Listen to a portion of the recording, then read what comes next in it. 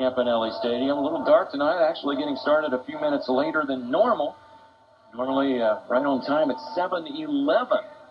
Our little tie-in with the convenience store. It was basically they came up with had to make a decision when they came up with the deal with 7-Eleven. It was either start the games at 7-Eleven or play 24 hours a day.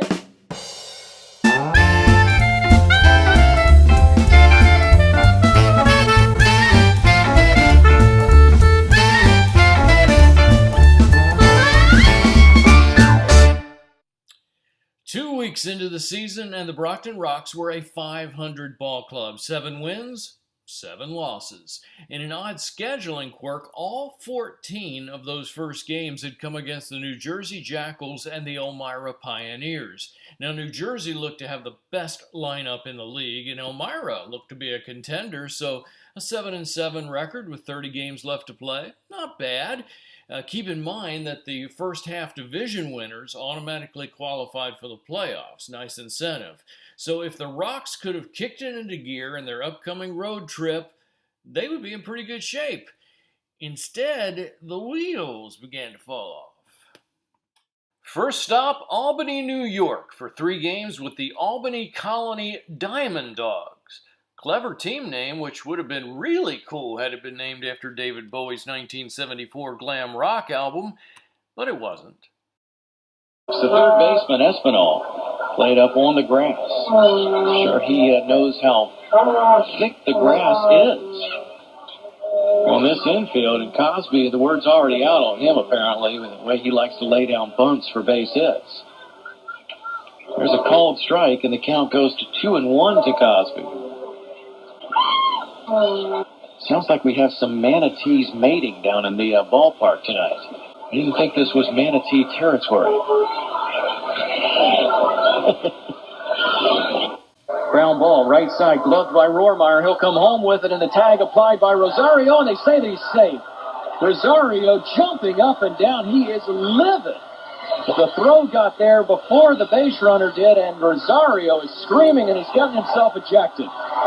Mel Rosario carrying on the argument with Randy Hoback, who has tossed him out of the ball game, which really puts a hurting on the Rox because they only have 2 position players. Ed Noddle is now pushing Rosario away. Rosario still adding a mouthful to Hoback. It was a close play. The throw beat him there.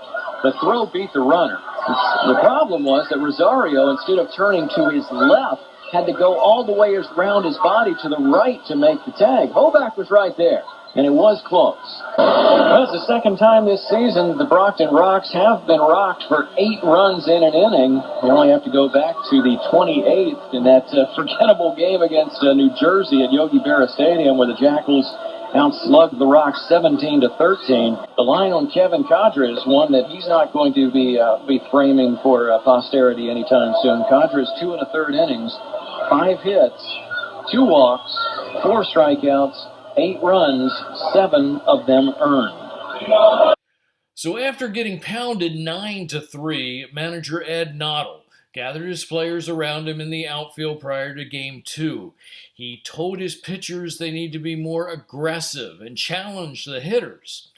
Then the game begins, and Ed orders his starting pitcher, Joey Baker, to intentionally walk Vic Davila in the first inning. Okay, Davila was leading the league in home runs and runs batted in.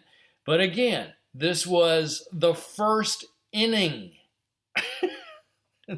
The next guy up, Juan Espinal, crushed a 3-run homer and probably the team's morale. Davila comes to the plate, drew an intentional walk in the first inning, and that's a source of some controversy, I'm sure. 3-1 pitch. Misses down low. Davila will take his base. Second walk allowed by Baker, and it will bring up Juan Espinal. And last time Espinal came up with runners on the corners and 2 outs, hit a 3-run homer. Rox trailing 4-2, bottom of the 3rd inning. The wind is blowing out to left field. The 1-2 pitch. Swung on, hit high in the air. Left field, does he have enough again? Baker looks up as the ball sails out. It is another 3-run homer for Juan Espinal. Deja vu all over again. Well, the Rocks did hold Davila hitless that night, but Espinal went 5 for 5 with 7 runs batted in, and the Rocks lost 10-5. Usually on the team bus after a game, Ed Notto acted the same, win or lose. You usually couldn't tell a big difference, but on this particular night, before the bus even pulled out, Ed was drinking his beer, smoking his cigarettes, and seemed pretty provoked. And the tension between Ed and pitching coach Rich Sever seemed obvious from my seat directly behind them. Mike Marcasano, Dwayne Rochford, and Connor Brooks stepped up in Game 3, combined for 12 strikeouts as the Rocks avoided a sweep with a 5-3 win. Time to get on the bus, get out of Albany, and head to Allentown, where we would get to play the clown game. You know, see how many clowns you can get into a VW? Only this would be how many clowns you can get into a tiny wooden press box with bad phone lines. Let's see. 2 radio announcers, one of them me, one who prefers to stand in Rome and talk quite loudly, a sweating obese newspaper reporter whose phone would ring often and loudly, a scorekeeper, scoreboard operator, several interns, 2 TV announcers, a PA system loud enough to make your eardrums bleed, and a PA announcer who several times each inning felt the need to puke into his mic. Okay, fans, let's make some noise. Good God. Make some noise! Make some noise! Make some noise! Make some noise! First base side, make some noise! And they're making some noise here in Bryson Centennial Park at the urging of the PA announcer. The 1-0 pitch.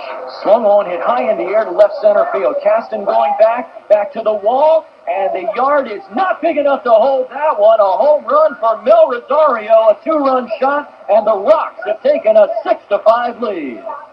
Now it's Dan Graham. And Graham's still without a base hit, but what a contribution he has made. Has scored 2 runs, been hit by a pitch, reached on an error, reached on a walk, stolen home, driven in a run. He shows bunt there and takes a ball outside. Typical Dan Graham. He has worked so hard early this season, bringing his average up from the low 100s up to 250. But despite all those struggles, he was producing all during that stretch, offensively and defensively. The 1-0 pitch, check swing, it's in there for a strike anyway, and the count now 1-1 to Graham.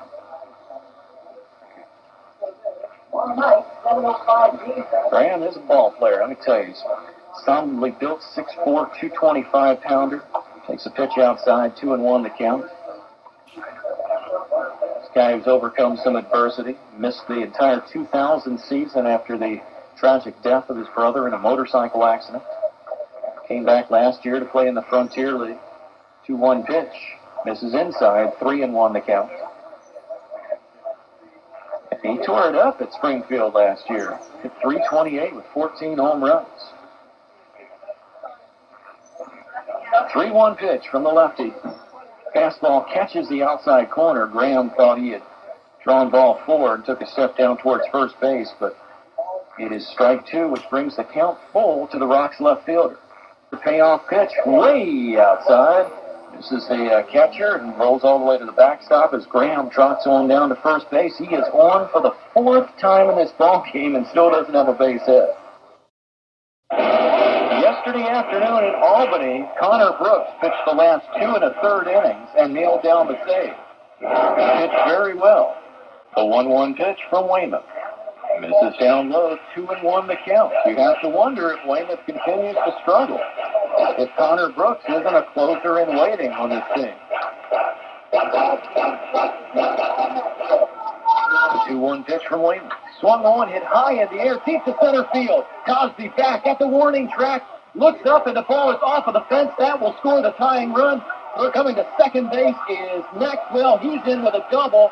And in the 9th inning, Weymouth has blown the lead, and the Ambassadors have tied this game at 6-6.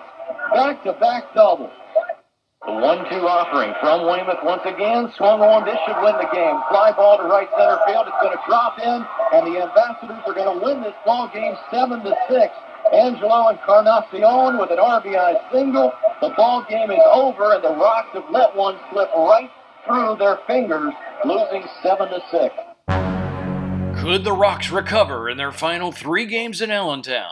If not, would Brockton fans still make some noise at Campanelli Stadium?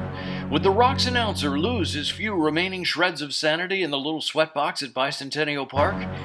When exactly is Manatee mating season? For answers to those questions and more, be sure to click the subscribe button to follow my wild and wacky journey with the Brockton Rox, because more episodes are on the way.